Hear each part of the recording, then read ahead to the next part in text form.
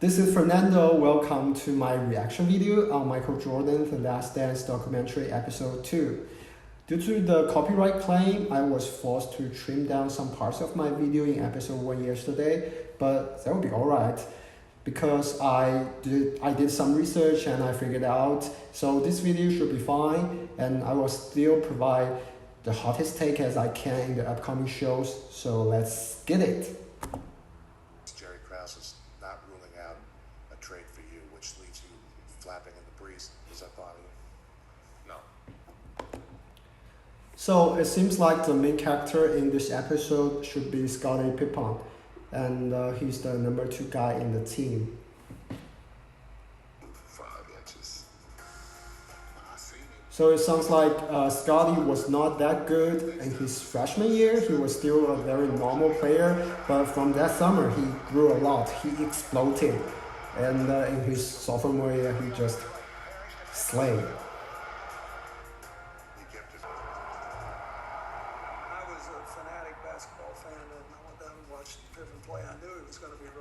Oh my gosh.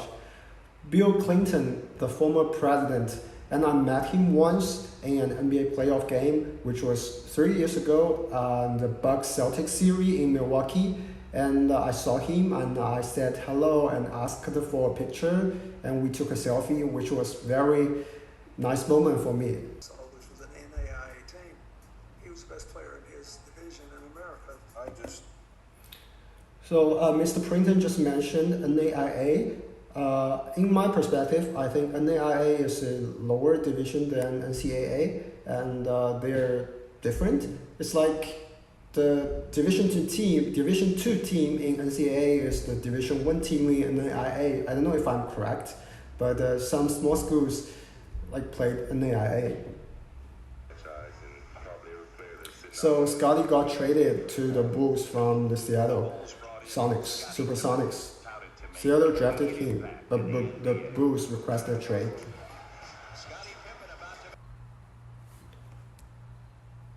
So at that time, Scottie got an undervalued contract, which was a 7-year, $18 million, so it's very, very low. And I think signing a longer contract or a short contract is very tricky to players, especially in today's NBA. For example, I think Klay Thompson, he signed a 4-year, $70 million deal with the Warriors in 2015. And at that time, it seems like a fair deal to both Thompson and the team. But with the rise of the salary cap, we can tell Klay Thompson was underpaid. The undervalued contract of Thompson was the reason why they can sign Kevin Durant. So there has to be an undervalued contract on the books if you want to win the championship. I think this is my opinion. So Scottie trying to use the season to do the rehab. And it reminds me that Iguodala this year, he didn't want to play for the Grizzlies. He didn't even go to the training facility, I think. No Grizzlies saw him. It's like the same kind of scenario, I think. I'm looking forward to it, actually. So with Scottie injured out, so Michael Jordan should take all the responsibility of the team on his shoulder. We're still bad. He's calling guys out. You gotta rebound better, box out. Yeah, he's more like a vocal leader right now, not only just to play the ball on the court. And he was yelling to some teammates.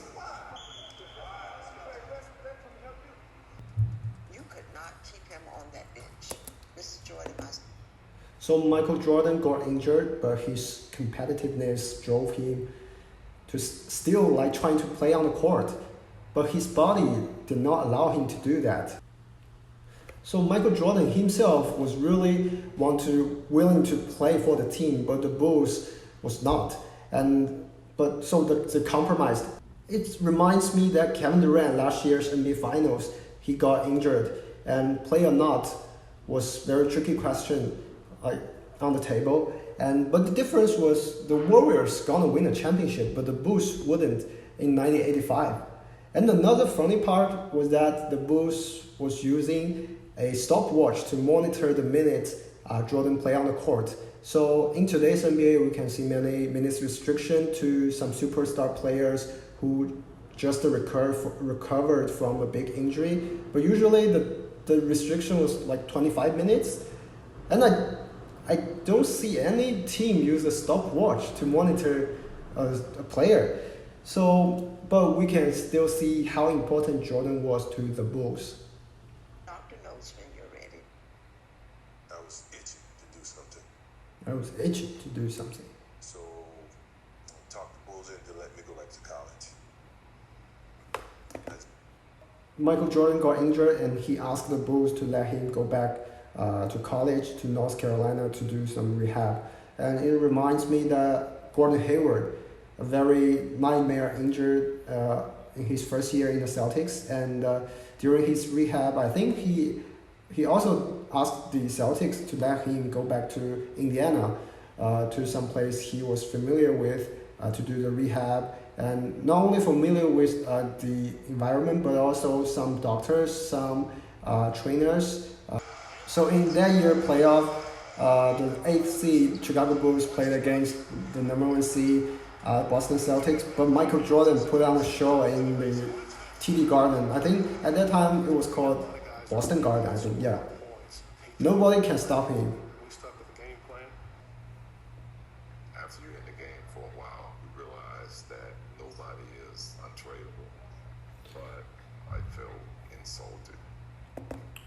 So after watching this part, I think it reminds me the CP3 trade the Rockets made. So I mean, that's the wrap for episode 2. I think there's so much information in this episode. The tension between Scottie and the front office, like specifically Jerry Krause.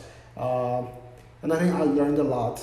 And I'm really looking forward to the next episode. I want to see how the Bulls solve the problems happen in the team. So I really want an answer. How will Scottie compromise and why he still play for the Bulls and win the championship? So this is the wrap for episode 2 reaction video, and I really enjoy watching the documentary again. And so I'm really looking forward, and I think the episode 3 and 4 will be released very soon.